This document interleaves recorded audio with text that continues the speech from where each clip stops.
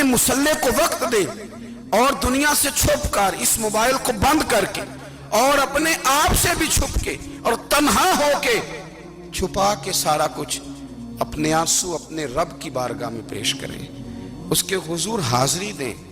سنو نا ترمذی کی حدیث اور اسے یاد رکھنا، نبی پاک علیہ السلام نے فرمایا اپنے دکھ لوگوں کے سامنے نہ بیان کرنا، سیٹھوں نوابوں کو نہ بتاتے پھرنا، دنیا داروں کے سامنے جا کے نہ رونا کہ میں تکلیف میں ہوں۔ فرمایا اگر دنیا داروں کو دکھ بتاؤ گے رب تمہیں کبھی غنی نہیں کرے گا، اور لوگ ہیں کہ الٹا مذاق اڑائیں گے۔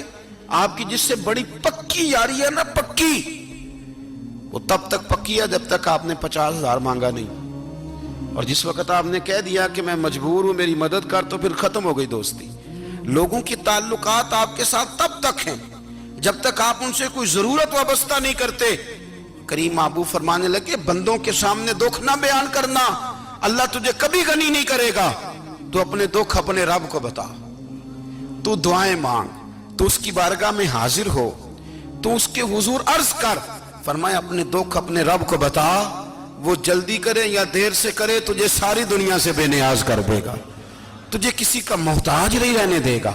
اپنے مسلح کو اپنی دعاؤں، ایک بزرگ فرماتے ہیں میں نے دعا مانگنے کا طریقہ اپنی بیوی سے سیکھا،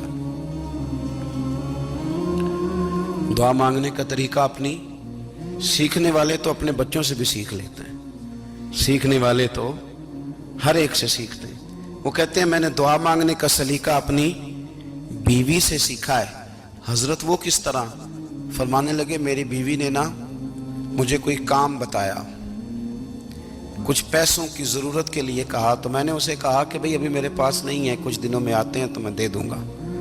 عورتوں کی عادت ہوتی ہے وہ بار بار یاد کراتی ہیں، 2-4 دنوں کے بعد پھر اس نے کہا حضرت وہ میں نے کہا تھا کچھ پیسے، میں نے اسے کہا کہ ابھی میرے پاس نہیں ہے، کچھ دنوں میں ملتے ہیں تو میں تمہیں دے دوں گا۔ اس نے کچھ دنوں کے بعد پھر کہا حضور وہ میں نے کچھ پیسے کہے تھے۔ فرماتے میں نے ڈانٹ دیا، میں نے کہا کہ کیا تو روز مجھے شرمندہ کرتی ہے، کہا نا میرے پاس نہیں ہے، ہوں گے تو دے دوں گا، تو روز یاد کراتی ہے۔ فرماتے ہیں اس نے پہلے تو میری ڈانٹ کو سہا، پھر میرے سخت جملوں نے اس کی آنکھوں میں آنسو پیدا کر دیے، پھر اس نے اپنے آنچل میں اپنے اس دکھ کو سمیٹا، اور پھر اس نے ایک جملہ کہا تو میں رو پڑا، اور مجھے اپنے رب سے مانگنے کا طریقہ آ گیا۔ مجھے کہنے لگی حضرت جی آپ نے ڈانٹ دیا میں نے سہ لیا، پر آپ ہی میرے شوہر ہیں، بتائیں نا آپ سے نہ کہوں تو میں کس سے جا کے کہوں۔ فرماتے ہیں میں رو پڑا، اور میں کھل کے رویا، اور میں تڑپ کے رویا، اور پھر میری سسکیاں بند گئیں۔ تو مجھے کہنے لگی آپ کو کیا ہوا؟ میں نے کہا مجھے بھی دعا مانگنی آ گئی ہے، جب میں اسے کہوں گا نا اللہ تو ہی میرا رب ہے، میں تجھ سے نہ کہوں تو میں کس سے جا کے کہوں؟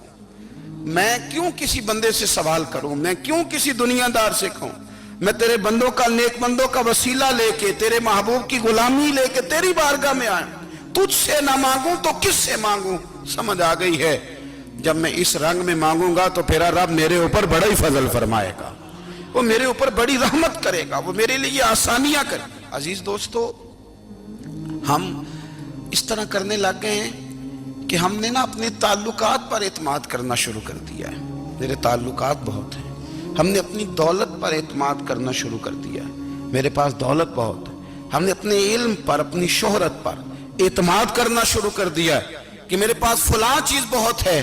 یاد رکھنا جب بے نیاز اپنی صفت بے نیازی دکھاتا ہے تو بڑی بڑی دولتوں والے مجبور نظر آتے ہیں۔ بھائیو جب انسان کا رشتہ اپنے مالک کے ساتھ ہوتا ہے پھر تو غم بھی کچھ نہیں کہتے، پریشانیاں بھی کچھ نہیں کہتی، پھر تو